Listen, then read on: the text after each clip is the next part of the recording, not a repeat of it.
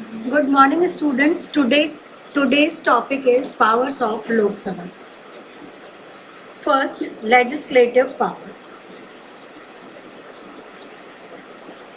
According to the Constitution, the Indian Parliament can form laws on subject of the Union list, concurrent list, and residual list, and in some cases also on the subject of the state list in context to simple non-financial bill and constitutional amendments.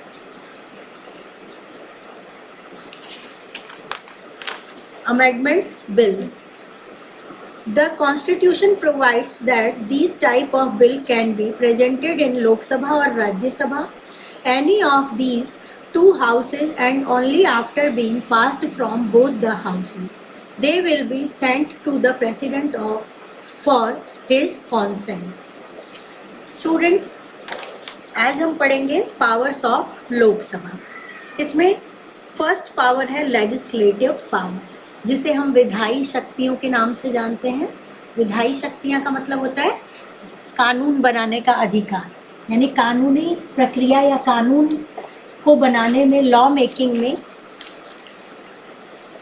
Lok Sabha का क्या role होता है, ये हम पढ़ेंगे.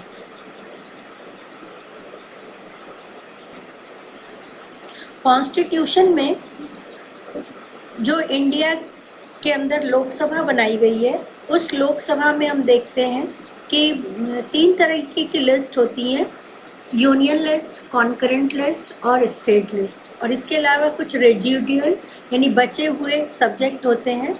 इन सब पर कानून निर्माण करने का काम जो होता है वो किसका होता है? लोकसभा का होता है. इसके अलावा जो नॉन फाइनेंशियल बिल होते हैं या अमेंडमेंट से रिलेटेड चीज़ें होती हैं, उन पर भी लोकसभा और राज्यसभा दोनों की सहमति होनी जरूरी होती है. यानी दोनों, लोकसभा और राज्यसभा दोनों के अंदर या दोनों पार्ट में जब 3/4 मेजॉरिटी से कोई बिल पास हो जाता है, उसके बाद ही वो राष्ट्रपति के पास साइन करने के लिए भेजा जाता है. कॉन्सेंट दे रखा है ना, इसका मतलब प्रेसिडेंट के हस्ताक्षर के लिए या सिग्नेचर के लिए उसे भेजा जाता है. फिर सेकंड पावर है financial power. The Indian Constitution provides powers related to financial sector to the Lok Sabha, and the position of Rajya Sabha in this context is very weak. According to Article 109, money bill can only be presented in the Lok Sabha and not in the Rajya Sabha. After being passed in the Lok Sabha, a money bill is sent in the Rajya Sabha, and it's mandatory for the Rajya Sabha to return this bill to the Lok Sabha within 14 days of its receipt. The Rajya Sabha can advise to make amendments in the bill, but to accept or reject it depends solely on the discretion of the Lok Sabha. Financial power के point of view से अगर हम देखें बच्चों, तो लोकसभा को राज्यसभा से ज़्यादा पावर है, क्योंकि कोई भी बिल जो मनी बिल होगा वो कौन डिसाइड करता है? लोकसभा के अंदर ही डिसाइड होता है. इसके अलावा हम देखते हैं कि मनी बिल जो होता है वो पहले लोकसभा में रखा जाता है. इसकी कंपलसरी होता है, ये मैंडेटरी होता है कि जो मनी बिल या फाइनेंस से रिलेटेड बिल होगा वो पहले लोकसभा में रखा जाएगा, फिर वहाँ से पास होकर वो राज्यसभा के पास जाएगा. राज्यसभा उसमें कुछ चेंजेस, अमेंडमेंट का मतलब होता है संशोधन, कुछ चेंजेस करने का प्रस्ताव जरूर दे सकती है, एडवाइस यानी सलाह दे सकती है, लेकिन उस सलाह को एक्सेप्ट करें या रिजेक्ट करें ये पूरी तरह से डिपेंड करता है किसके ऊपर? लोकसभा के ऊपर. इसका मतलब है राज्यसभा इसमें नाम मात्र की हकदार होती है. इसमें पूरी की पूरी डिपेंडेंसी जो होती है फाइनेंशियल पॉइंट ऑफ व्यू से वो लोकसभा की होती है. इसीलिए कई बार ये क्वेश्चन भी पूछा जाता है, why Lok Sabha is more powerful than the Rajya Sabha. तो उसका आंसर होता है फाइनेंशियल पावर के कारण. और भी आप आगे 2-3 चीज़ें और पढ़ेंगे जो आप उसमें ऐड करते जाना.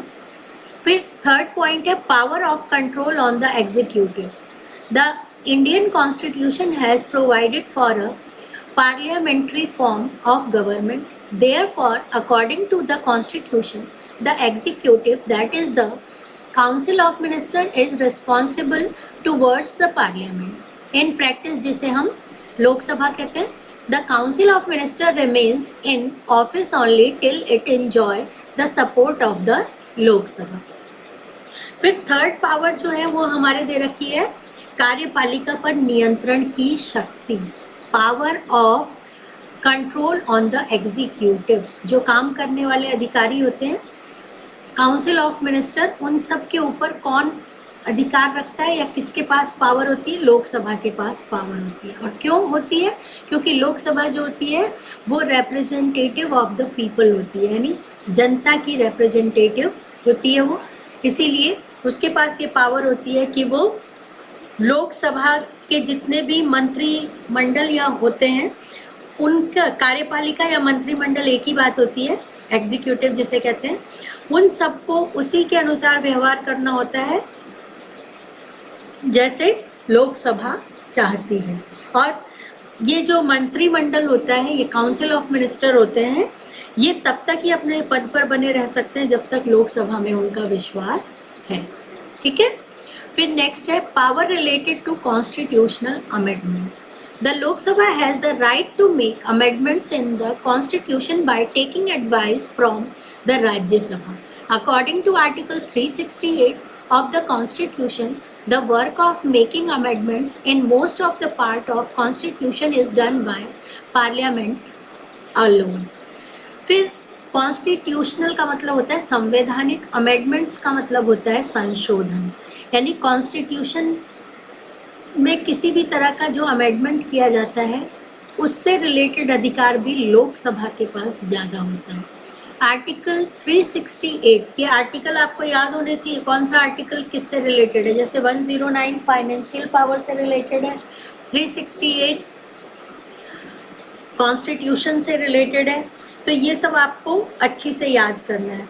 तो जो 368 हमारा सेक्शन है या आर्टिकल है, उसके अंदर हम देखते हैं कि संविधान के मोस्ट ऑफ द पार्ट पे है ना, जो चेंज करने का अधिकार है वो हमारा किसका है? लोकसभा का ही है. ठीक है. यहाँ पे पार्लियामेंट से मतलब लोकसभा है, ब्रैकेट में ऊपर दिया हुआ भी है. The parliament in practice Lok Sabha. Rajya Sabha को कहीं कहीं पे पार्लियामेंट के अंदर तो वैसे दोनों चीज़ आती है, लेकिन यहाँ पे जो पार्लियामेंट लिखा गया है वो लोकसभा के लिए लिखा गया है. फिर फिफ्थ और लास्ट पॉइंट है हमारा function in the form of electoral college. Electoral college का मतलब होता है, इलेक्टोरल का मतलब होता है निर्वाचक, और कॉलेज का मतलब वो यहाँ पे होता है मंडल. मंडल यानी ग्रुप एक तरह का. तो निर्वाचक मंडल के रूप में भी कार्य करती है ये Lok Sabha.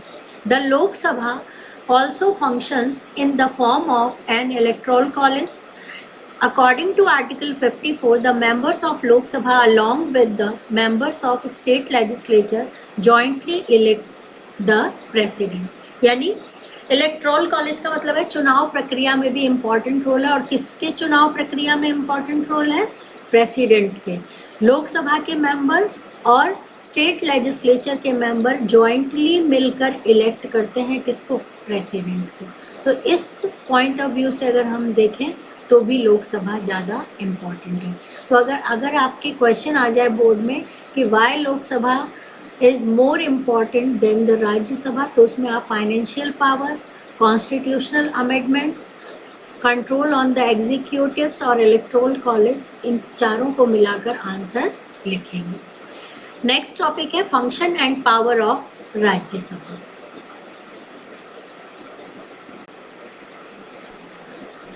The function and powers of the Rajya Sabha can be understood under the following heads. First, legislative power. Along with Lok Sabha, Rajya Sabha also performs work associated with formation of laws. The Constitution has provided equal powers to Lok Sabha and Rajya Sabha in context to non-money bills. बच्चों, ये जो राज्यसभा के power हम पढ़ रहे हैं या कार्य पढ़ रहे हैं, इसमें पहला कार्य इनका भी लेजिस्लेटिव पावर का होता है. इनका क्या होता है, लोकसभा के साथ कुछ कुछ चीज़ों में राज्यसभा जो होती है वो भी जुड़ी होती है कानून निर्माण की प्रक्रिया में। और कॉन्स्टिट्यूशन के अंदर लोकसभा और राज्यसभा को नॉन मनी बिल जो होते हैं ना, जो फाइनेंस से रिलेटेड नहीं होते हैं, उसके अलावा जितने भी बिल होते हैं उन सारे बिल में जितनी परमिशन हमें लोकसभा की चाहिए उतनी ही हमें राज्यसभा की चाहिए। यानी लोकसभा और राज्यसभा नॉन मनी बिल के अंदर दोनों के दोनों इक्वल पावर को रखते हैं। फिर सेकंड पॉइंट है power of making amendments in the constitution. In context of making amendments in the constitution, the Rajya Sabha enjoy equal power as the Lok Sabha. In case of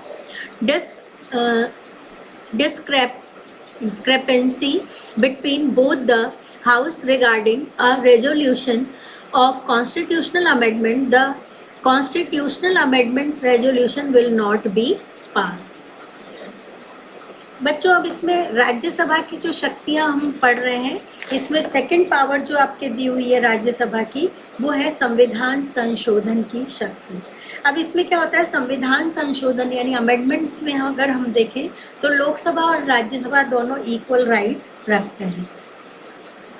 कोई भी amendment तब तक पूरा नहीं माना जाता या चेंज संविधान में तब तक नहीं होगा जब तक लोकसभा और राज्यसभा दोनों की सहमति नहीं हो। जब तक प्रस्ताव दोनों में पास नहीं हो जाएगा तब तक वो अमेंडमेंट माना नहीं जाएगा।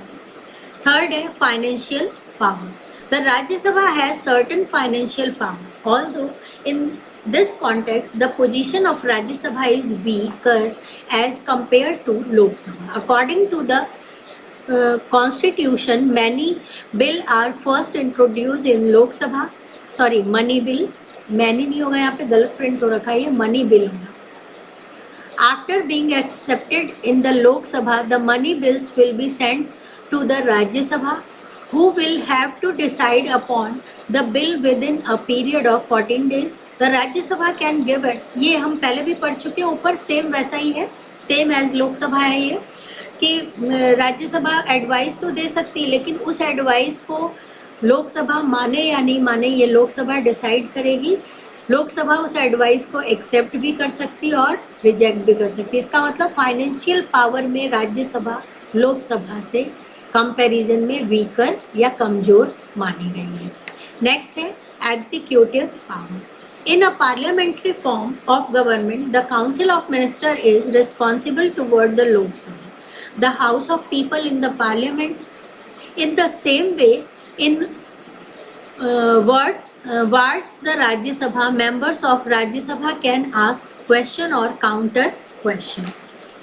राज्य सभा के जो मेंबर होते हैं बच्चों, वो क्या कर सकते हैं, वो काउंटर क्वेश्चन भी कर सकते हैं और कोई मतलब पूछताछ करने से रिलेटेड, इंक्वायरी से रिलेटेड कोई भी काम वो कर सकते हैं। यानी राज्यसभा के पास भी कार्यपालिका संबंधी शक्तियां हमें देखने को मिलती हैं।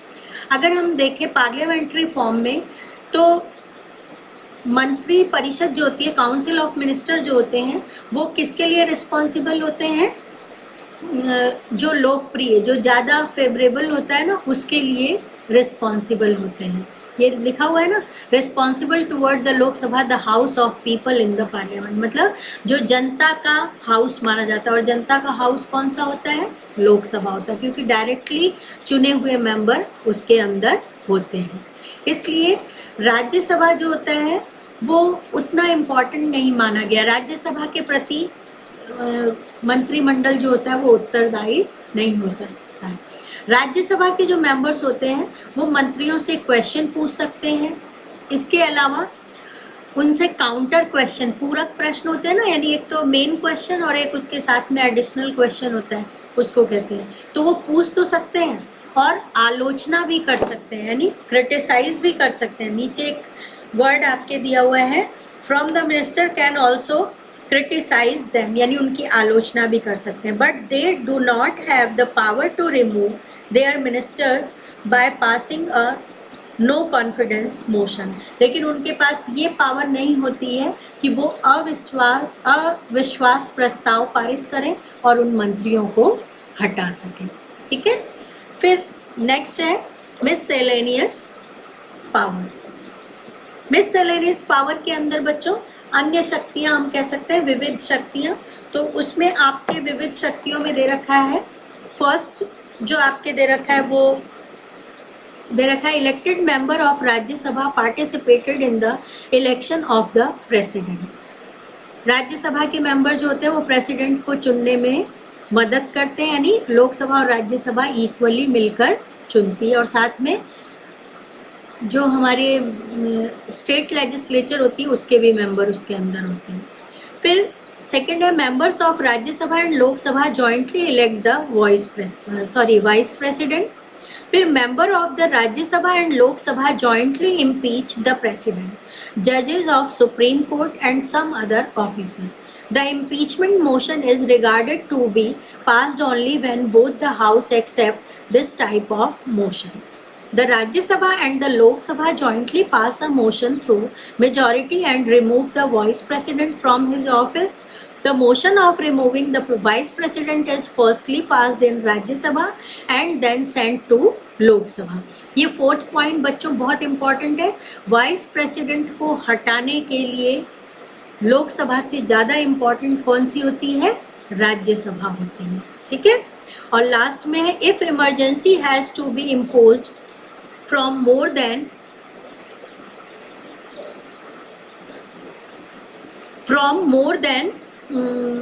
1 month, then this type of motion should be passed separately by both the respective houses, the Lok Sabha and the Rajya Sabha through a special majority. अब बच्चों ये इसको मैं सीधी सी बात थी। फर्स्ट पॉइंट जो हमारा दिया हुआ था उसका मतलब ये था कि राज्यसभा के जो सदस्य होते हैं वो राष्ट्रपति को, जो हम प्रेसिडेंट को इलेक्ट करते हैं उसमें वो पार्ट लेते हैं। सेकंड ये था उपराष्ट्रपति, वाइस प्रेसिडेंट को भी वो चुनते हैं। थर्ड ये था कि जैसे चुनते हैं ना वैसे ही सीजे चीफ जस्टिस यानी सुप्रीम कोर्ट के जस्टिस को, हाई कोर्ट के जस्टिस को और कुछ स्पेशल ऑफिसर्स को और प्रेसिडेंट को, इनको वो इम्पीचमेंट के थ्रू हटा भी सकते हैं। और इम्पीचमेंट का प्रपोजल तभी पास होता है जब राज्यसभा और लोकसभा दोनों में से उसे 2/3 मेजॉरिटी मिल जाती है, ठीक है। फिर है वाइस प्रेसिडेंट को हटाने का जो प्रपोजल होता है वो फर्स्ट टाइम कहाँ पे लागू किया जाता है? वो राज्यसभा के पास होता है, यानी राज्यसभा के पास इस मामले में ज़्यादा पावर है। फिर है लास्ट पॉइंट जो है 1 मंथ से अधिक टाइम होने पर अगर इमरजेंसी लागू रखना हो तो लोकसभा और राज्यसभा दोनों के द्वारा जब तक मेजॉरिटी शो नहीं हो जाएगी तब तक वो प्रपोजल पास नहीं होगा, ठीक है। अब हम पढ़ेंगे special privilege of Rajya Sabha. Rajya Sabha के पास कुछ विशेष अधिकार हैं जो लोकसभा के पास नहीं है, वो हम पढ़ेंगे। और वो अब हमारा है the Rajya Sabha has 2 such power which have not been provided to Lok Sabha and which are used by the Rajya Sabha only। बच्चों अब कुछ स्पेशल पावर जो है वो राज्यसभा के पास है। इस पे आप डबल टिक लगा लेना, नोट्स बनाते समय बनाए होंगे ना अपने नोट्स, उसमें आप डबल टिक लगाना, क्योंकि ये इम्पॉर्टेंट है कि राज्यसभा के स्पेशल प्रिविलेज का मतलब होता है विशेषाधिकार कौन कौन से हैं। This type of powers are associated with the federal structure of the country, and as the Rajya Sabha is the only representative of the states, it's enjoy the following power। ये जो पावर राज्यसभा को मिली हुई है ये सिर्फ federal government के अंदर ही होती है। फेडरल गवर्नमेंट में क्या होता है? राज्यसभा केंद्र और राज्य की सरकार अलग अलग होती है और राज्यसभा को राज्यों का एकमात्र प्रतिनिधि माना जाता है। और इसी कारण से क्या होता है कि राज्यसभा को ये 2 स्पेशल पावर मिली हुई है। अब आपको समझ नहीं आया हो तो मैं दोबारा रिपीट कर देती हूँ। राज्यसभा के पास 2 ऐसी इम्पॉर्टेंट पावर होती है जो लोकसभा उस पावर को यूज़ नहीं कर सकती, केवल राज्यसभा ही कर सकती है, ठीक है। और ये जो पावर मिली हुई है ये फेडरल स्ट्रक्चर के कारण मिली हुई है। फेडरल स्ट्रक्चर का मतलब क्या होता है? संघात्मक शासन, यानी यूनियन गवर्नमेंट अलग होती है और स्टेट गवर्नमेंट अलग होती है। और स्टेट गवर्नमेंट का जो हेड होता है वो कौन होता है? राज्यसभा को माना गया, क्योंकि स्टेट के रिप्रेजेंटेटिव्स कहाँ पे होते हैं? राज्यसभा के अंदर होते हैं, और इसीलिए ये पावर ये लोग यूज करते हैं। यहाँ पे ये आप इस लाइन को अंडरलाइन करें, और यहाँ पे पूछा जा सकता है why Rajya Sabha have special privilege, तो उसके लिए आंसर होगा the federal structure of country and as the Rajya Sabha is the only representative of the state it's enjoy the following powers. First power है according to article 249 through a majority or 2/3 of its member present and participating in the election, the Rajya Sabha can declare a subject present in the state list to be a subject of national importance. After the Rajya Sabha passes such a resolution, the parliament can form law on such subject. ये जो पहला है ये article 249 के अंदर राज्यसभा उपस्थित और मतदान में भाग लेने वाले सदस्यों के, यानी राज्यसभा के अंदर जितने भी मेंबर प्रेजेंट हैं और जितनों ने भी इलेक्शन में पार्ट लिया है, उसके 2/3 मेजॉरिटी से जो स्टेट लिस्ट होती है उस पर किसी भी सब्जेक्ट के अंदर जो नेशनल इम्पोर्टेंस का सब्जेक्ट होता है उसको वो ये शो कर सकती है कि ये सब्जेक्ट नेशनल इम्पोर्टेंस का सब्जेक्ट है, और उसी आधार पर स्टेट लिस्ट के अंदर कानून बनाने का अधिकार पार्लियामेंट को दिया जाता है। फिर सेकंड पॉइंट हमारा दे रखा है according to article 312 of the constitution only the Rajya Sabha has the power to provide the right to establish new all India services to the central government by passing a motion though 2/3 of its majority. Until the Rajya Sabha has passed such resolution, the Indian government cannot establish new all India service in any form. बच्चों संविधान का जो article 312 है उसके अनुसार क्या होता है, राज्यसभा जो होती है वो अपने ही 2/3 मेजॉरिटी से कोई भी प्रपोजल को पास करके जो अखिल भारतीय सेवाएं यानी सेंट्रल गवर्नमेंट की जो जॉब होती है ना, all India services of the central government, उस सर्विस के लिए कोई भी सेवाएं स्थापित करने का अधिकार केंद्र सरकार को दे सकती है। यानी all India service to the central government ये पास कर सके कि उनके पास इन सर्विसेज को स्थापित करने का या सेवाएं स्थापित करने का अधिकार जो है वो किसके पास है, सेंट्रल गवर्नमेंट के पास है। ठीक है, ये हमारा आज का टॉपिक था, राज्यसभा और लोकसभा के पावर और फंक्शन हमने आज पढ़े बच्चों। अगर आपको इसमें कोई वर्ड समझ में नहीं आ रहा है, कुछ बात समझने में प्रॉब्लम हो गई है, तो एक बार आप बुक में से रीडिंग लगाएं, फिर नोट्स बनाएं, बहुत केयरफुली पढ़ें, फिर वीडियो देखें, फिर भी कोई प्रॉब्लम होती है तो आप then you can ask me. That's all for today, thank you.